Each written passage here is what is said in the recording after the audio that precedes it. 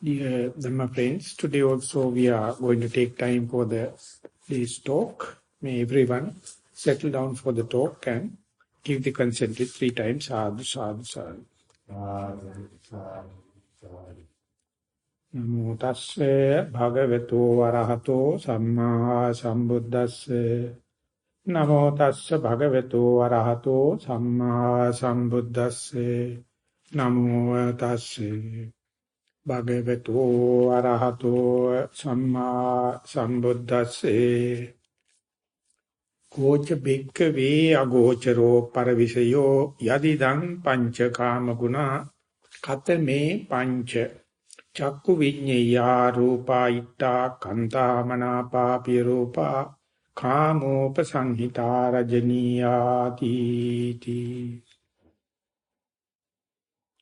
Dear Dhamma friends, we are proceeding along this particular sutta we selected, namely Sakunaggi Sutta, and there first the Buddha explained the example or the parable there, and then related to our meditative life. And in our meditative life also, it comes more close and more nearer whenever once we take a few steps and advance only, this parable, this example we can relate to into our life. So, whenever the quail, away from its own domain, going to the other's territory, insecure area, so no time it will be a spotted by a hawk and taken as a prey.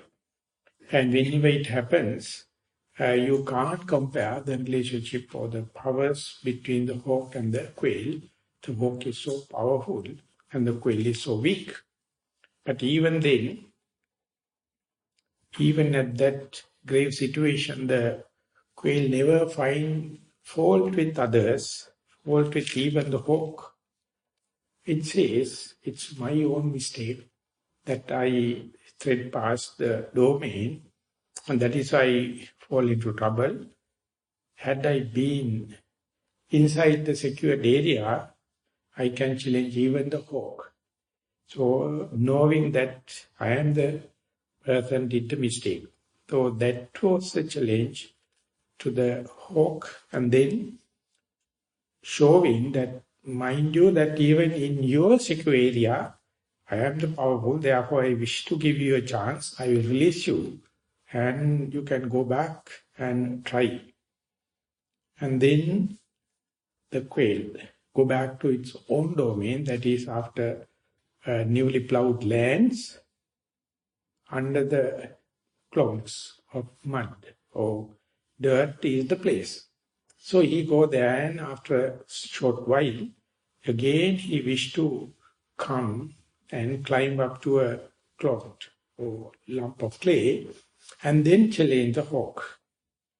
This is my secure area. If you come and, if you wish, come and show your powers. And then become vigilant and diligent. And immediately he comes to know now hawk is on the way, like an arrow. And he on the exact time, it climbed down the clod, the lump of clay, and then the hawk cannot prevent its own powers and then come and hit against the clod, the lump of clay, and then fall and dead. So that was the story.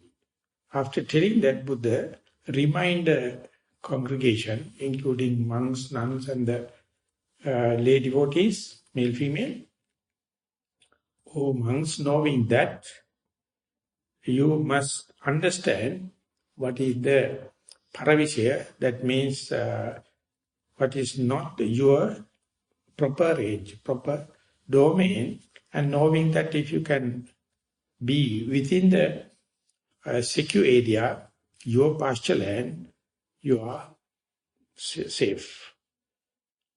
And then equally you must know what is the insecure area. And if you know it, if you know the disadvantage of it, that is also information. Therefore, you must know. You should know. You should know wander into or tread pass into that area where there is not your proper land. It is not your secure area. And what are in this context, the insecure area. But they enumerate Chakku Vinyaya Rupa, Itta, Kanta, Manapa, Yerupa, Kamupa Samhita, Rajaniya. He explained one by one the sensuous pleasure related to eye, ear, nose, tongue and the body. And starting with the eye, he says whatever the cognizable form or shape by the eye, which is very, very agreeable and which is pleasing and charming, endearing and fostering desire and enticing. So this is what we consider as luxuries. Whenever if you have that all kind of visual objects with particular desirable shapes and the colors, we consider we are rich. And for that only we are fighting. For that only we are spending time. So whenever someone knowing the disadvantage of that, renounce from that and go into a forest or a place of solitude or under a tree, and then try to keep the mind inside the secure domain, for such a person only this disparity is very important to know. This is the secure land, and whatever the cognizable visual object, shape and the color, which is very pleasing, agreeable and enticing, that is the other domain. So when and where someone understands this, it never happened by one's own knowledge or one's own rationalization or one's own the intuitivity. Always someone has to teach you. Otherwise, our mind is chasing behind this kind of agreeable, pleasing objects. Not only that, we are happy to give it to our second generation also.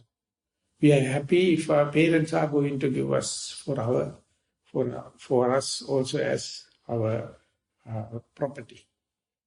And we wish to have whole country to have this, whole our family to have this.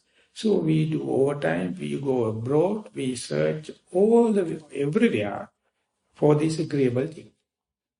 And under such circumstances, the mind never develop this kind of understanding how vulnerable these places. Whenever you are going to gain due to your effort, so much so the tension increases. So much so the frustration increases. So much so you burn the candle from both ends. It's so obvious. And not only in our contemporary generation, even before. But our contemporary situation is so burning. Situation is so immediate. So therefore these teachings are not outdated. Day by day, it becomes more and more lively, if you can consider with the balanced mind. And not only that, considering it still you are living in this kind of entertainment and indulgence, you may be more suffering. You may be more in self-accusation. You may be more irritated. But lucky enough, we can have few days out and allocate time for that. And even knowing this is the insecure area, this is the secure domain, and how to keep the mind, even after the understanding in this secure domain, you have to ask from someone who developed their mind, or mature person, or a spiritual person, how to keep the mind in the secure area. Or we have to ask simply, what is the secure area, what is the secure domain? So the Buddha explained 4 foundations of mindfulness, or 4 strands of mindfulness, is the short answer. And out of these 4 foundations of mindfulness, the very first one is to be mindful on your body. So this is the free of charge endowment, birthright of a human being. So therefore, not to indulge in sensuous pleasure, but to come and dwell upon your posture is the short message here. And that itself, you perceive it after taking number of steps. You have to leave aside these so-called our luxuries and come to a place like this, and then introduce how to sit and be mindful, how to walk and be mindful, how to be mindful in day-to-day activities. With certain amount of experience, only we can get the touch of it, or we can say experience under your very nose. So when it happens, individually, each of us has to fight the war in such a fierce manner, in such an immediate way. Moment you introduce mind to the sitting posture, without any prior notice, it jumps into the other visual things, desirable visual objects, desirable hearing objects, desirable taste, smell, and other comforts in the outside. So, whenever you face this situation, not a single person I met consider it as one's personal mistake or personal weakness, or sometimes they think, now is not the time. When I become old age, it will be easier. Now I have responsibilities, this and that. Or someone would say, had I started in the very young age, it would have been easier, because at that time my mind is not so engaged in so much of responsibilities and kind of thing. Or otherwise you may say, had I been a poor person, I have no much of luxury, so it would have been easier. Or otherwise you would say, if I can get all the luxuries and be above the average level, then it will be easier. So this is our personal foolishness. This is our personal idiotishness. This is our personal darkness. So when we meditate together, share together, we can understand it. It is not an individual question, individual answer, but it's a human mind. So whenever we do group meditation, whenever we do group interviews, slowly we will understand whatever the origin of, or whatever the upbringing of ourselves, exactly the same question. Mind is so unruly, mind is so ungovernable, and it slips into this kind of sensuous pleasure without prior notice. And that's okay. In a sense, that's okay. But then you interpret and be regretful and be inferior, and self-accusation happens. That immediately follows. And that leads to disappointments and the frustration and the tension. So we sometimes go into the pathogenic level, pathetic level, or incurable levels of mental and physical diseases. And this is the root cause of all mental and physical diseases. And we expect the doctors can heal it, the medicine can heal it, or counseling can heal it. And they also say, yes, we can heal. And this is that we are on the way to finding more good medicine in the pharmaceutical industry, just wait, tomorrow I will come. And we are on the way in psychiatrist. We will have one peaceful, nice, peaceful day in time to come. We are in the progress. They are in the progress of enriching their own purse, their own money. Just think, do they work for our well-being? Is they are in their agenda? Never. Never. And see, they are also in the same frustration. They have the same tension. So in Burma it says, if the doctors are going to die, if they are also catching diseases, how can we say they are doctors? If it is so, they must be completely cured. It is not the case. I say they are more frustrated than normal we people. So this is how the mind is working. So you can see the mind first. Naturally it is going to the self-indulgence, sensuous pleasure. That is what Sigmund Freud put into the Western literature as the pleasure principle. So not a single person in the civilized world can say it is not. Everyone is chasing behind pleasure. So it appears like an achievable task, just like a deer chasing behind a mirage. So when the heat happens due to the hot air, at a distance, hot air make like a water body. So the deers are chasing behind the mirage. And more you run, never the distance between the deer and the mirage becomes shortened. It's ever the same distance. More and more you run, mirage also run in the same distance. Ultimately, get tired and wilted and falls. So this is how the sensuous pleasure. So we have to understand the utility value of the sensuous pleasure. That is to say, our eyes must have certain amount of impingements, certain amount of signals, otherwise the brain never grows. So therefore there is a utility value. Beyond that it becomes luxurious. And Putujjana, or what we call commoner, in the literature it is, he do not understand the margin. He do not understand the difference between the utility value and the luxuries. So up to the utility value, it is a basic need. So you must have.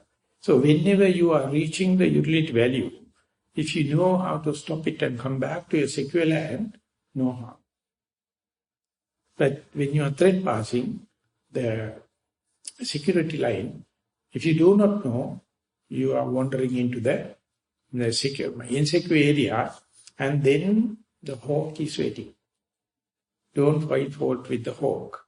So, in meditator's point of view, we suppose we are very innocent. And we have learned the basic instructions what to do when you are sitting and in walking, in our day-to-day life in the meditation retreat. And there we take a fair chance and try to keep the mind within the domain that is within the body. Kaye, kayanapassi viharati, atapi sampajano satima, pinija loke abhijja domanasa. He tried to keep the mind within the body and with that ardent energy, otherwise mind is running to the wander away and go to the insecure lands. So therefore you have to be with energy, sampajano, and he have the clear comprehension. Unless otherwise you make an effort, mind is naturally going to the sensuous pleasure. Something mindfully, you understand here, now I am. Whenever it goes to the past, it's searching for pleasure, for escaping. Whenever you go to the future excitement. For other people, other places, all become escapism. So whenever it is not there, whenever you know, here, now I am, then we can say, you are in the secular. But there are also some very learned masters. They say the very first thought moment you are within the body, you can't verify whether it is just another mind-made, daydreaming, fantasizing, or hallucination, or really whether you are in the body, whether you are in the present moment. So in order to verify it, in order to get the benefit of it, in order to endow these results, you must have continuity of the mindfulness for few thought moments. Then only you are getting a substantial amount of benefits of mindfulness. There you can look back and see, as far as the mind is within the body, within the present moment, there are no defilements. In this whole journey of samsaric journey of full of defilements, this appear like an island in the ocean where you can just take a rest. When you are living in the present moment, verifiably, it is not with hatred, it is not with desire, it is not with sleepy or ignorance. Because our body is, one's own body is not a desirable object. It is not such the extreme hate you can develop upon that. As far as you know you are in the present moment, that very knowledge keep you awake, keep you vigilant. So therefore, whenever you are here and now, it is not with desire, not with hatred, not with ignorance. So to understand, to verify it, you have to be for few split seconds. There you can understand it is a possible task within your capacity, within your possibilities, within your potential, but you need atapi sampajano satima, some kind of an effort and some kind of a clear comprehension. Mind is not in the outer domain, but inside the domain. And mind is, for the moment, without any development. That verification, that kind of a verification possible only for learned people or other people to understand when and where, then and there. They must get some kind of a theory understanding. They must get some kind of a inferential knowledge to verify whether it is a mind-made thing or it is something verifiable. That is why the Buddha recommends something material object, like your body. In sitting, further you can go. The in-breath and out-breath is a very verifiable object to see whether mind is at home or not. Or when the breathing happens, according to your clothing, you can understand the expansion and the contraction. Or you can feel the touching point in your cushion or in your chair. So these are the very simple, very straightforward, verifiable things. So when and where you go into mindfulness, they become prominent. And the prominency happening because they are not kanta, manapa, ramaniya, they are not very desirable as such. Because of your effort on it is going there, this is not pleasing, this is not agreeable kind of an object. So this is not endearing, this is not fostering desire, but due to your faith, due to your effort, due to your success, it appears like a somewhat as an endowment, but not like the sensuous pleasure. So that works negatively to the beginner's mind. Because beginners expect some kind of a pleasure, because they are in the pleasure principle.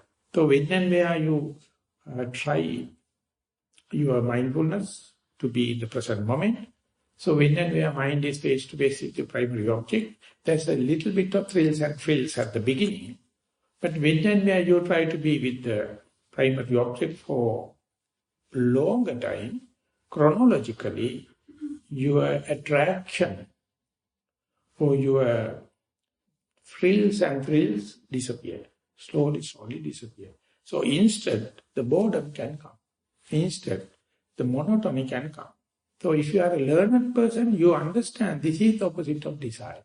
This is the opposite of agreeable thing. This is not the opposite of enticing nature. So therefore, whenever the mind becomes mindful, it develops other qualities, appear like to the amateur mind, untrained mind as boredom, appear like monotony, appear like lethargic, appear like discouraging.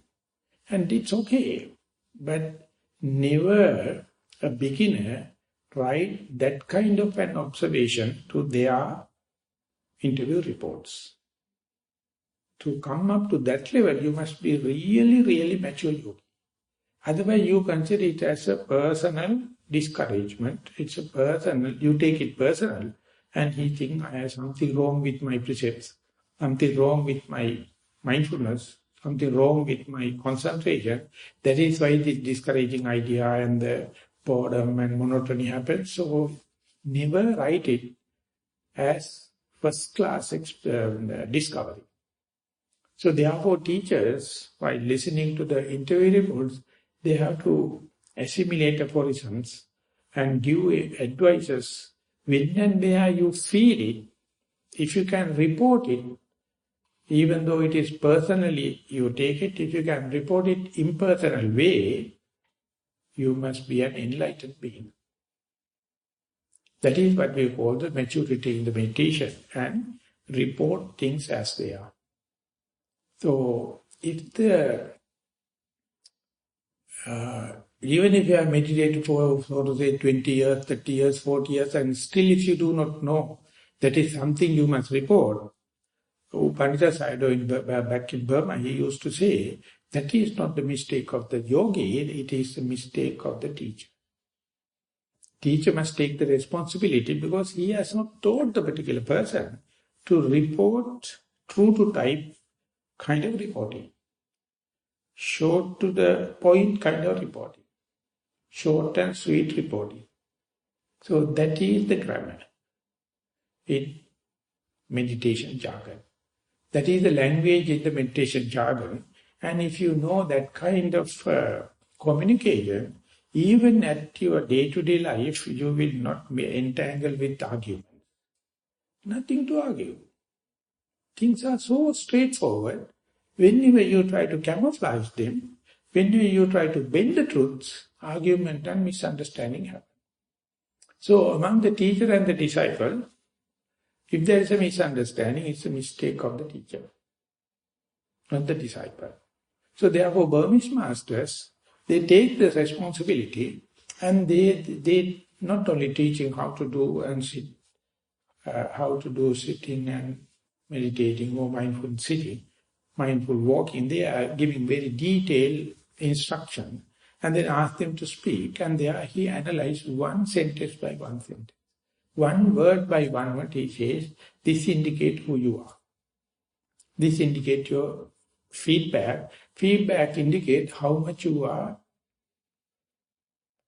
giving your premeditated ideas, your commentaries, and your value judgment, so much so the communication cut off. So just report as a beginner or as a child. Then easy to communicate.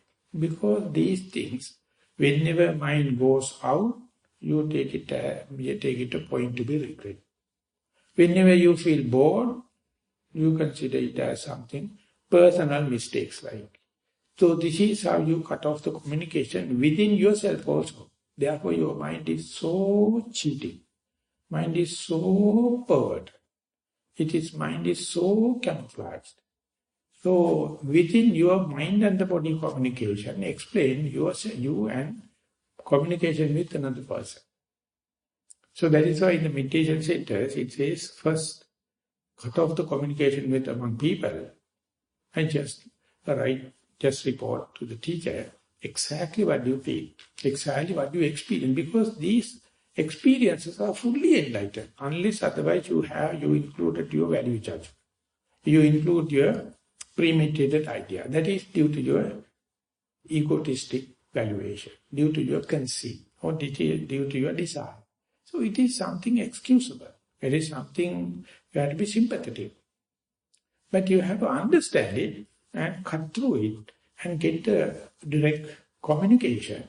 So they are, even if you get caught up with the hawk, you are being told not to find fault with the hawk. It's your own mistake. Knowing your secure ground, you are the person trespass. And now, don't find fault with others. Just see how quickly you can come back. And if you are challenging the hawk or finding fault with the hawk will never give you a second chance. Because hawk is not an enlightened being. You have to entice the hawk in such a way, please give me a second chance, then I will do what, I will know what to do. Second chance means you are ready, you are prepared now. You are on the clock. And you know any time the hawk can come, immediately you know where to go. So that is what you call the trained mind or vigilant person. Therefore, the relationship between the mindfulness and the vigilance, sati and appamada, is not something related to the beginner's yogi. Yogi with certain amount of mistakes, certain amount of trial and error, and still without giving up, while practicing only, he or she go prepared for any mishap. That preparedness can challenge even a powerful hawk, even the Maha, even any powerful thing. If you are prepared, you can do. So in Sri Lanka in 2006, we had tsunami. 55,000 died. And first it hit in the northern area. 1 hour later, hit the Galle, and another 1 hour later hit the Colombo. No one informed, knowing this is a tsunami, please be ready. They thought the water level is going down. They jump into the sea. They started measuring the land and tried to prepare or put up a hotel. And they were chasing and telling friends, dividing the land. This is your piece, this is my piece. So don't come into mine. And while they are fighting, the second wave came and washed off. So if it's one person alarmed, having known there's a phenomena called tsunami, easily the northern people would have given a telephone call to the Galle. Tsunami is coming. Be prepared. And if the Galle people, if they are smart enough to inform Colombo, they are saved. So they asked climatological department. At last, they thought it was a Saturday, office was closed. Tsunami never came alarmed. It would have come on the weekdays.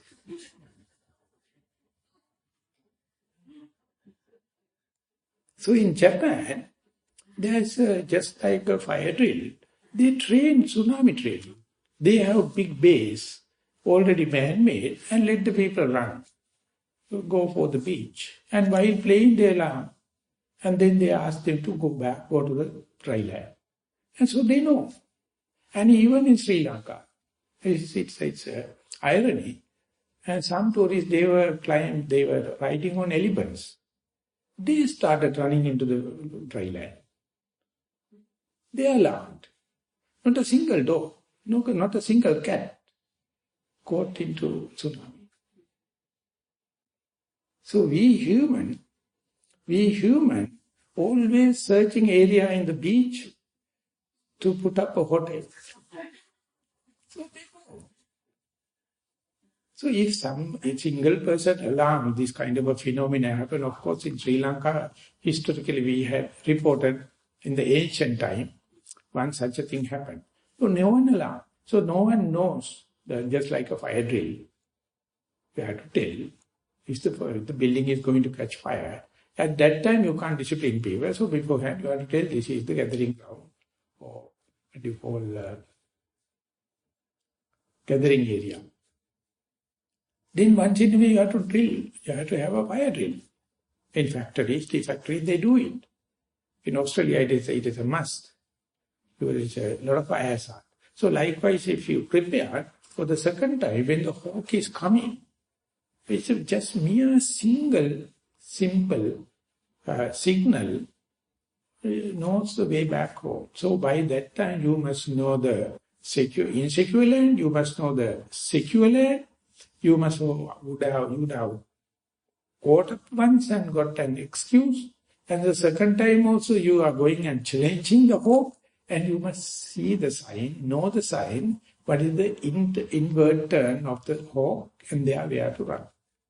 So that is the point whenever you are sitting and you try to keep the mind with your sitting posture or breath or the rising and falling. And there are, whenever it is happening, you all of a sudden you can see mind is drifting off to the past, and you can understand if you are skillful, whenever mind goes to the past, regret, remorse.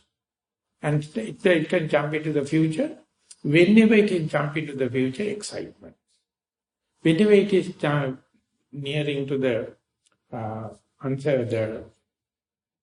undesirable, sloth and torpor can come. And anything desirable can happen, the pleasurable thing happen, desire can happen, or excitements, or sleepiness. So these kind of things, whenever it is happening, it never happen all of a sudden. All of them are happening with number of episodes. So more and more you become sharp, more and more you become vigilant, more and more you become mindful. Whenever such a wandering mind, bewilderment, drifting off happens, instead of regretting, instead of becoming inferiority, or finding fault with oneself, you have to understand, I am in the noble quest. So therefore, let it happen. While I am in the experimental basis, if I become too old, or too sick, or at the deathbed, I can't do it.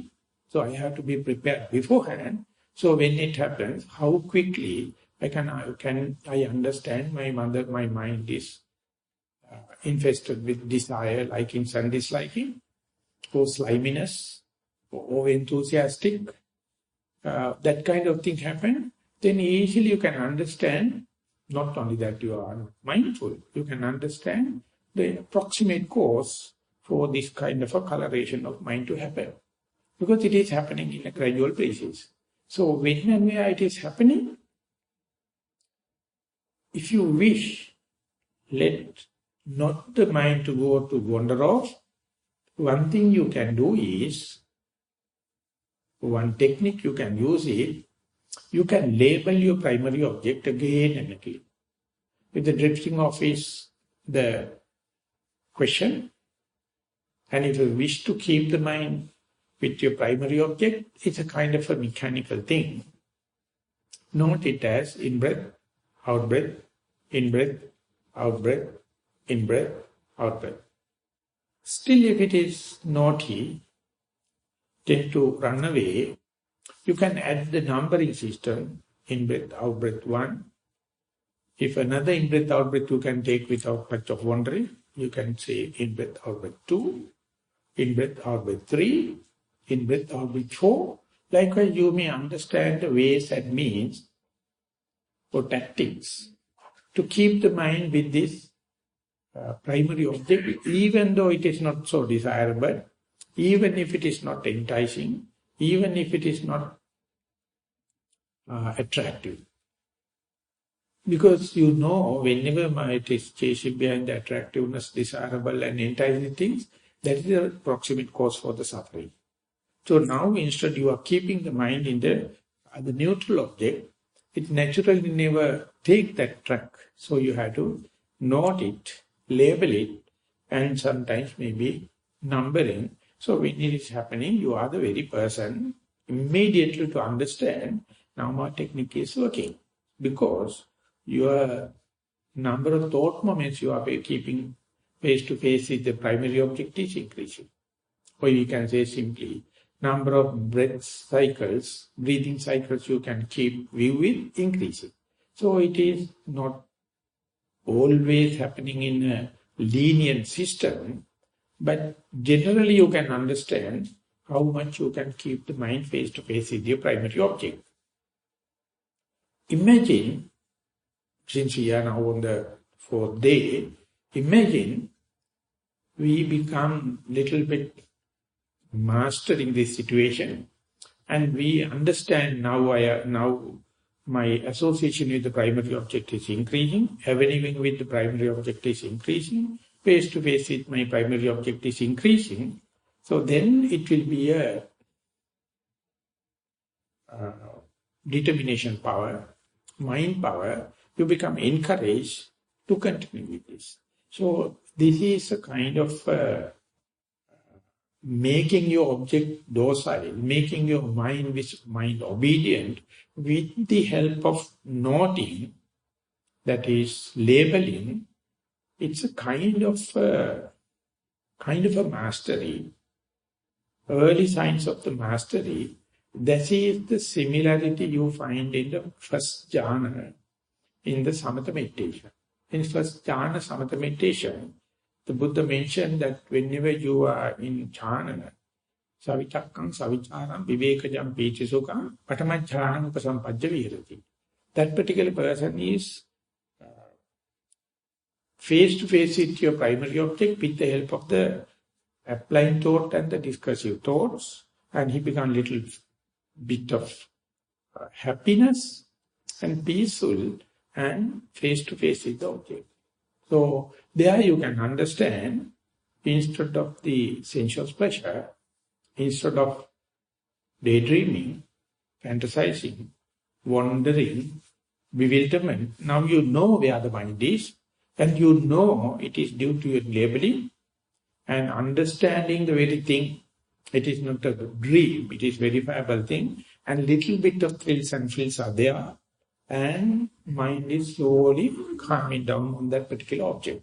So this Pandita Sayadaw put this as the first jhana, so he put first vipassana jhana. But there's no absorption as such, there's no plunging into the object as such, but you take the object, still it is external, but you develop the skill. So they are vehemently, you have to note it while you are walking. If you wish to keep the mind with walking posture, left leg does left, right leg does right. Imagine in the walking meditation, a lot of visual objects and sounds and pains come and disturb. You are being asked to note one step. Leg left, left leg, left leg, left, left, left, left, left. And when you are in the right leg, right, right, right, right, right. So more number of noting means more energy you need. When it's happening, whenever you find how this kind of a vigorous noting is keeping the mind track with the left and the right, you can note one step in two notings, lifting, dropping. Left leg lifting, left leg dropping. Right leg lifting, right leg dropping. So to make it more sensible, to practical, you can say, when you are noting left and the right, you try to see the difference in the touch sensation of the right leg and the left leg, or difference between the touch, right leg touch versus left leg touch. Usually you may find it is very difficult to trace the difference between right leg touch and the left leg touch. There is a difference, but your mind is not so sharp enough. So both appear equal, unless otherwise you are a footballer. If you are a footballer, you know what is the effective leg. It is the active leg, other one is passive. If you are not a footballer, you may see left and the right leg. But imagine when it is successful and you are going to change into the one step with two notings, lifting, dropping, black and white difference. The lifting movement and the dropping. And left leg lifting movement and dropping. So likewise, when you are increasing number of notings, the immediacy with the object and the noting mind become increased, so get engaged with the activity. And when that is successful, you can go into the lifting, moving, dropping. It is like when you start the car, first you let them run idle. You know engine is running.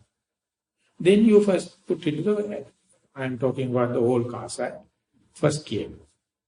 And in the first gear, the whole chunk of iron, he is going to move.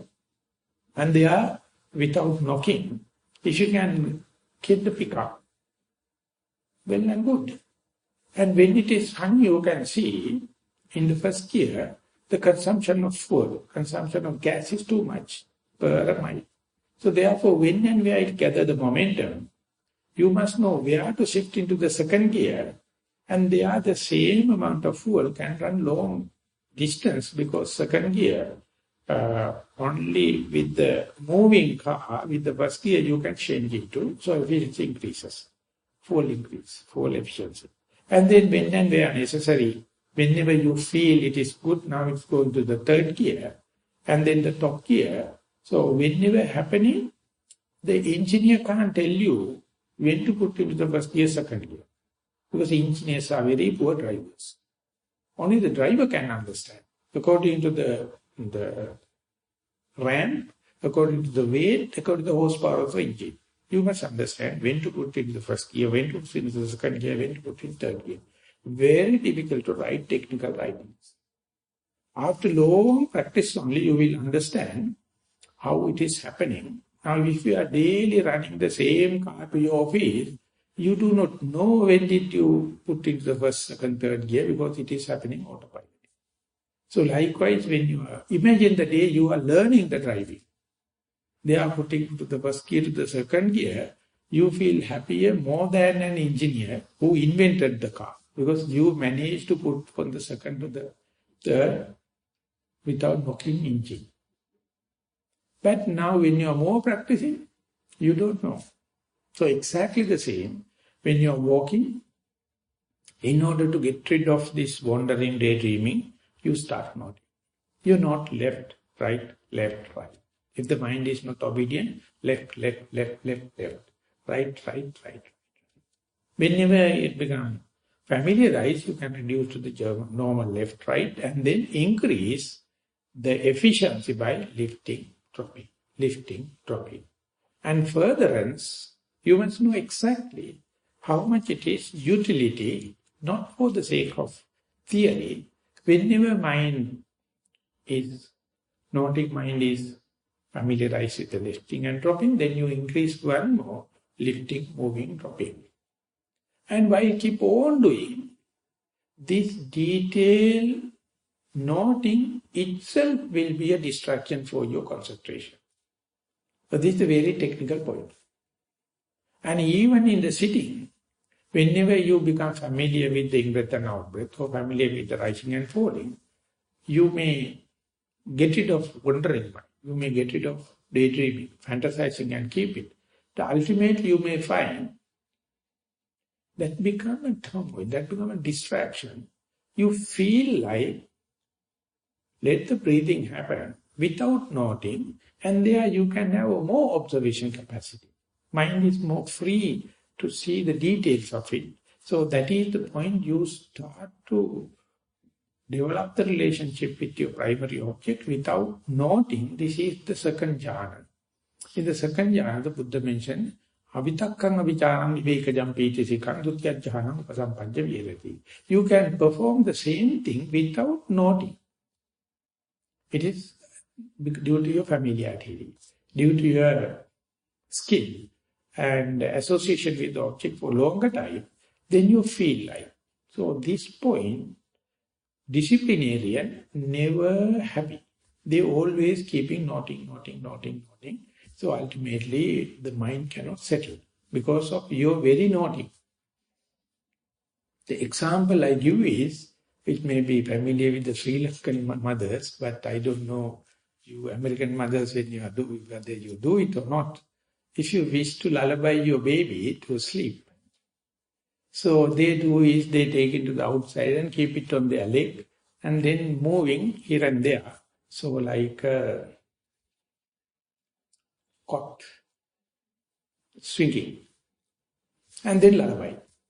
And then baby is starting to slowly sleep. And while it is happening, the mother should understand whether your lullaby is effective and baby is sleeping. And baby, while sleeping, your lullaby must be slowly reduced.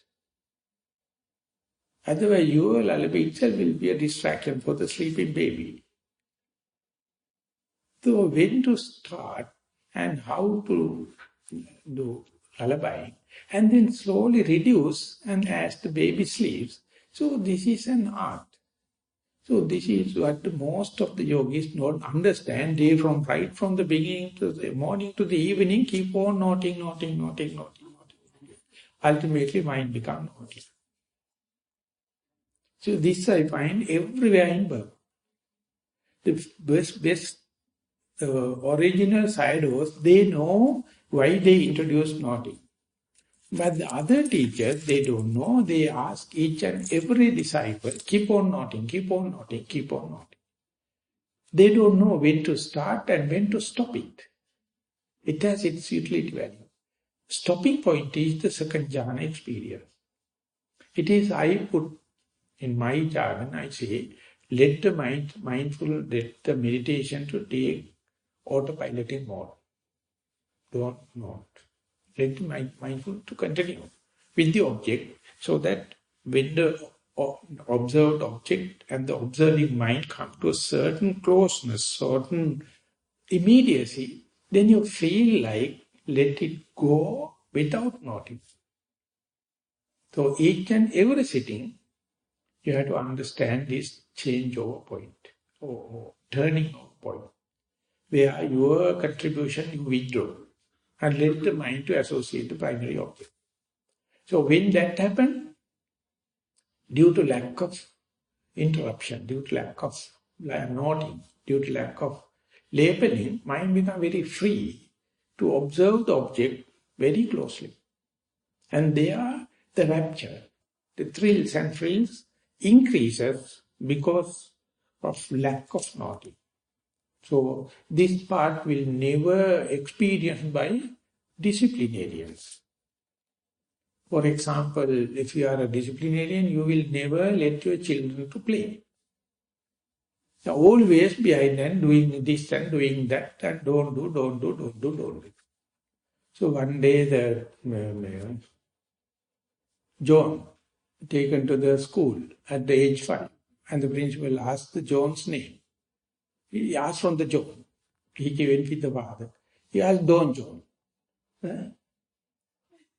So my name is Don John.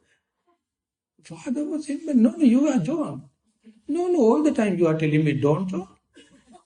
So I thought my name is Don John. Everything John is doing, father says don't. So father thinks, John thinks, so exactly the same way, if you are going to discipline your mind, it will become just Don John. So this is the civilized world. Utterly. Not a single parent do not know how to raise their children.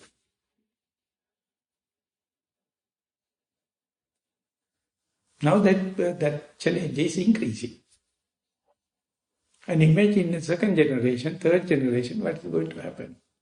But parents are not mindful. They don't know. They don't know where to discipline and where to stop.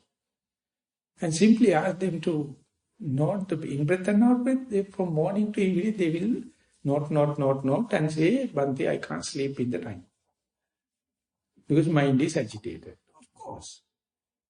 So they do not know how to go from the first jhana to the second jhana. It's a natural process.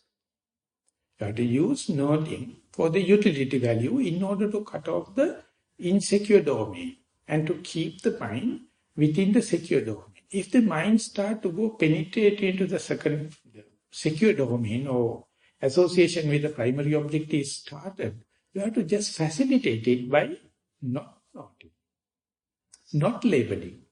And again, if it is naughty, just do a little bit of naughty, and again let it run. That means you are believing your own mindfulness, rather than the techniques. So when that happens, you are bound to feel more thrills and feels, or more gladness. And when that gladness happens, you can understand as far as you are in this gladness, because mind is naturally now go associate with or face to face with your primary object, namely in the sitting, maybe sitting posture, or in breath and out breath, or rising and falling. In the walking also, not much. You know you are not sitting. You know you are walking, that's it. Don't worry much about that. And when and where you know you are walking, not sitting, then only you can have to ask. You have to ask from the mind. How do you verify it that you are not sitting? Then it will say, if I am sitting, my back is the area where I am going to get the pressure. Now my soul. So that's it. If the soul is the place going to give the pressure, ask, can you see the difference between the left soul and the right soul? I mean, it is natural. Yes. What is it? Write in your interview report.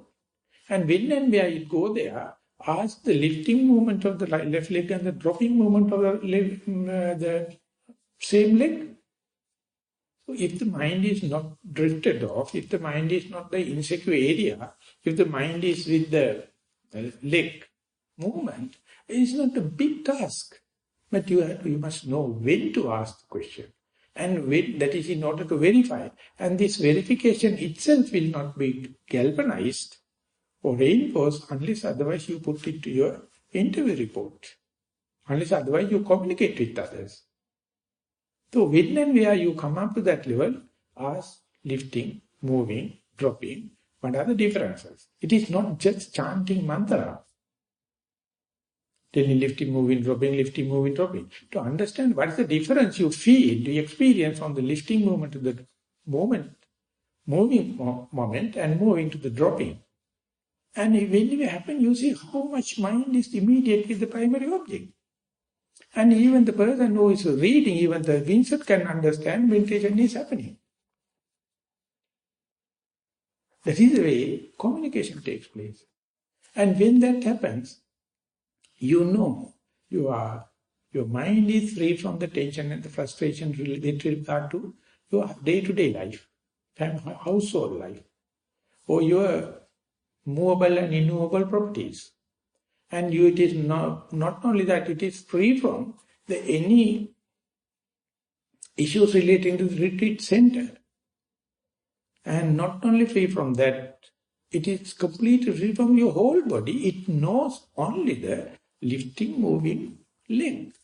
More and more you go into the deep, tiny object, you are replacing a huge amount of tension and frustration related to your day-to-day life, to your monastic life, your body maintenance, and now you are talking only tension, yes, little tension, yes, but you have got rid of all the huge amount of tension that never happen through meditation. It is inferential task. It is a rationalization. It is a deductive thinking.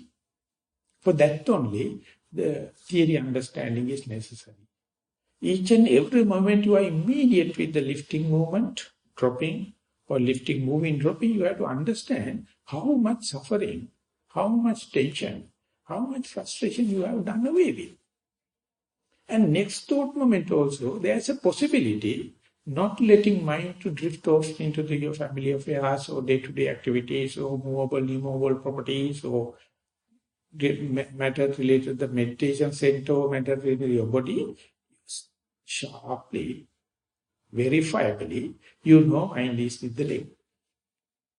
So that is because of your past experience. That is because of your trial and error or past mistakes. And to maintain it, maintaining it means plunging further into the same object. So then you can see how many steps up to this level you have taken, and if you are not appreciating it, in the next moment mind can drift off, mind can wander off. And even if it is wandering, you have to understand it is, the main thing is not to worry. How quickly can I can understand I am not now more with my sensitivity of the leg. Instead, my consciousness now is dealing with sensitivity of eye, visual objects. This happens usually in the walking meditation while we are turning. In the pace, going up and down, fair you can maintain the mindfulness and the face-to-face is the primary object. But when you are at a turning point, junction, often mind jump into the seeing, hearing, smelling, tasting, touching. So therefore, you have to understand this is the second chance you get from the hawk. So when you go to the end, you must understand the wandering can happen, daydreaming can happen, fantasizing can happen. So how to maintain the already earned mindfulness without falling away. While turning, it is called posture junction. When you are walking, you are in the same posture. When you are going to the further end and turning, it's a posture junction. It is like you are going to take an exit from your highway, and that is the point vulnerable for accidents. So knowing that this is my exit, you have to take the proper signals and then take the line from the main highway or motorways to the exit to the side by road. Likewise, when you're walking and nearing the end, you must understand now at the end, while turning, attention which was focused much on the sensitivity of the leg, now can jump into the sensitivity of the eye, or ear, or the nose, or the tongue, no problem. It's a vulnerable place. Can I still be mindful while I am drifted off to seeing? For example, at the end you see a special kind of a bird, or special kind of a plant, or special kind of a flower, or special kind of butterfly. And when it happens, how quickly that already earned momentum can change the line and go to the eye consciousness. And whenever you know, my consciousness is no more with the sensitivity of the leg, but with the sensitivity of the eye, still can you maintain the mindfulness without a regret, without finding fault with you? So this is the crux of the teaching of this Sakunaggi Sutta. Even if you know that you are wandering, for sure, changing from the sensitivity of the leg, sensitivity of the skin to the sensitivity of the eye, changed. And still not to worry. And know that the mind, consciousness have changed the track. So very knowing and not to regret, then only you get a chance to repair your mistake. If you are going to get regret and inferior or self-accusation, mind is bewildered. So imagine how much self-sympathy you must have to go into the furtherance from that already earned concentration and the mindfulness. Each and every one of you already experienced it. Sometimes already successfully experienced it. But still you need 1001 mistakes to understand it's a legible one forward step. You have to undergo it is not a mistake. It's another episode in this drama. Mind drift off, main thing is not to worry. So to come up to that level, mindfulness has to develop not only as a faculty, it has to develop as a mindfulness as a power.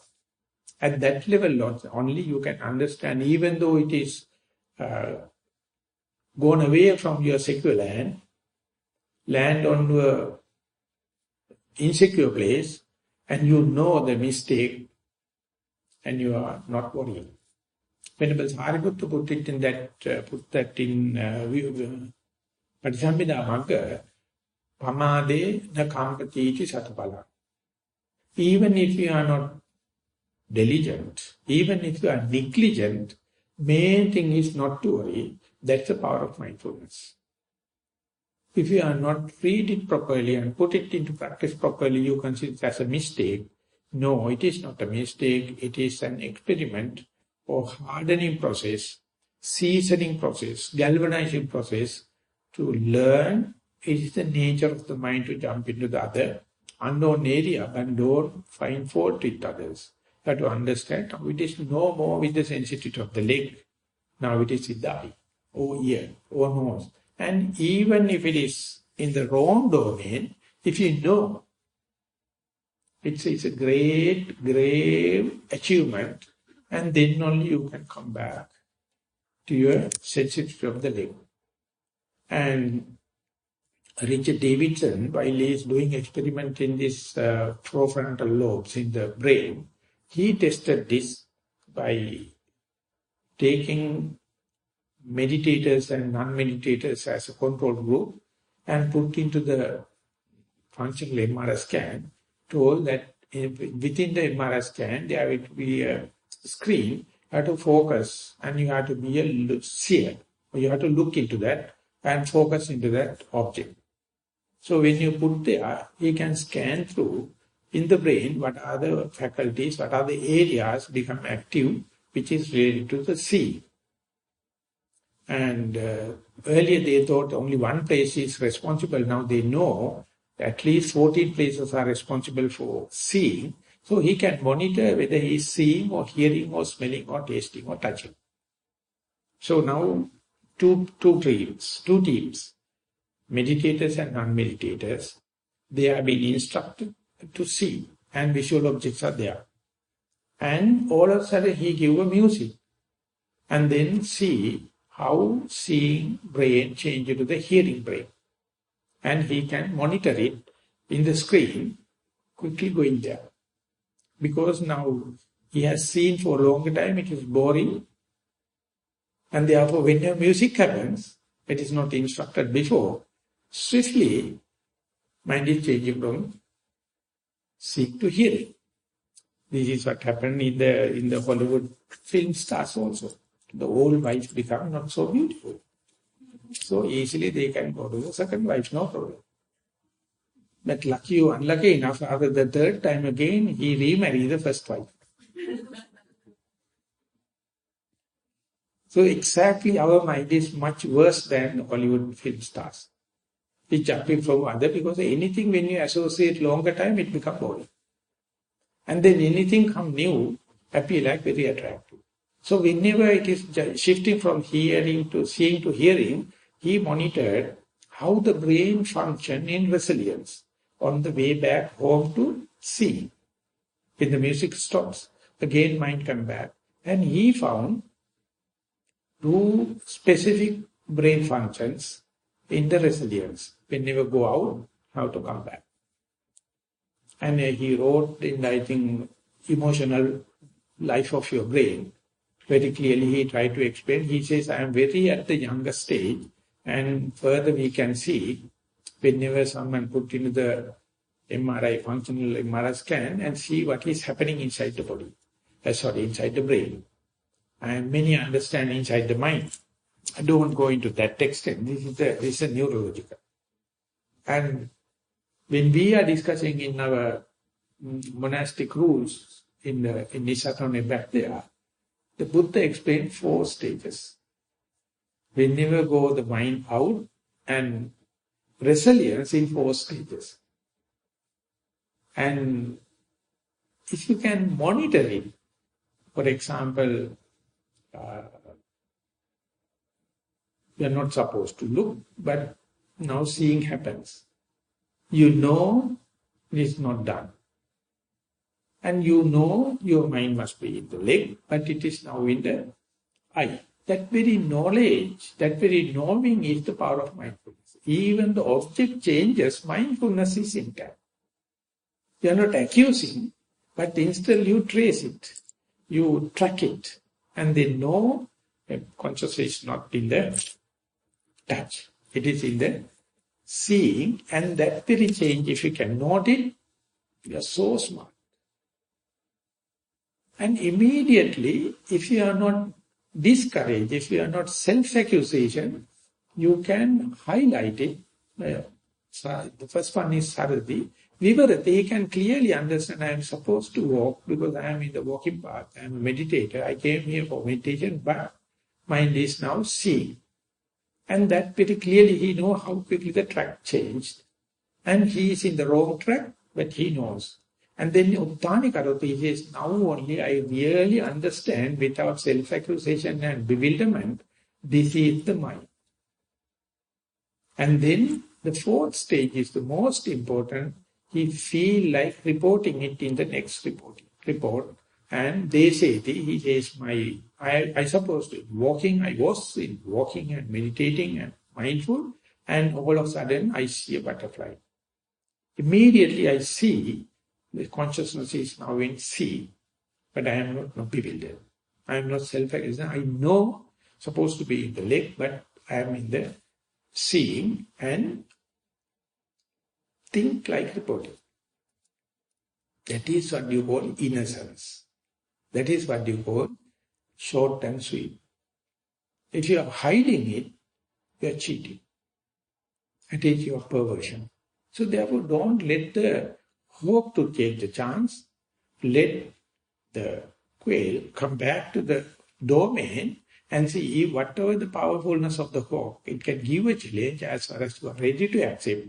Mind is so swift, changing from the sensitivity of the leg to the sensitivity of the eye. Immediately go there, even if you understand and recognize and delimit it, don't regret.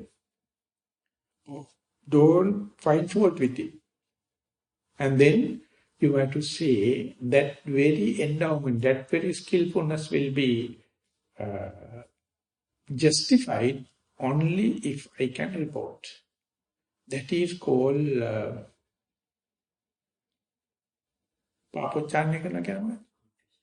kind of a confession. But the confession is happening in the depressed mood. This is not a confession as such. This is the deep understanding of the mind. Even if your mind change or even the mindfulness, even the object changes without prior notice, you can trace it, you can track it, and you know I am a yogi, so main thing is not to worry and to let others know I am supposed to be in the sensitivity of the leg, but I know I am now not there, I am in the sensitivity of the eye. And if you can clearly cut into thin slice of the time and report it, there you can understand hope not in a match with me. My mindfulness is so simple, so honest, it can trace it, so hope has to give a chance. So the Upanishad Sayadaw, he says, this is the way we can do away with all the defilements. As far as you can quantify the defilement, it can erase all. But if you are cheating, if you are hiding, it becomes consolidated. So when and where the mistake happen, try to quantify them and tell someone. That's by telling you maintain your innocence. And then and there it is become erasable.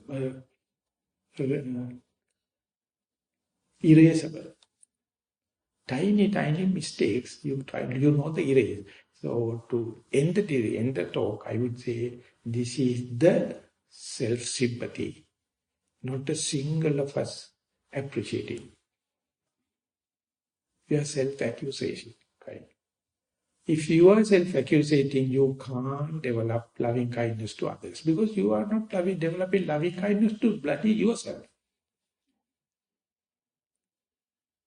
So therefore, anyone who can honestly report mistakes and by reporting can improve it, and they are the real members of the Dhamma family, and they are self-sympathizing, and slowly that sympathy is going as a good vibration. Easily you can understand others' mistakes. I am being a priest told, I am meditator, my mind is so cheating. So how can I expect other person to be exactly perfect? Pedantic, never. So you can be sympathetic. So that is how within the Dhamma family, mutual understanding can happen. So therefore give a try. I would like to sum up the talk at that level. Thank you very much for listening. Sadhu, sadhu, sadhu, sadhu.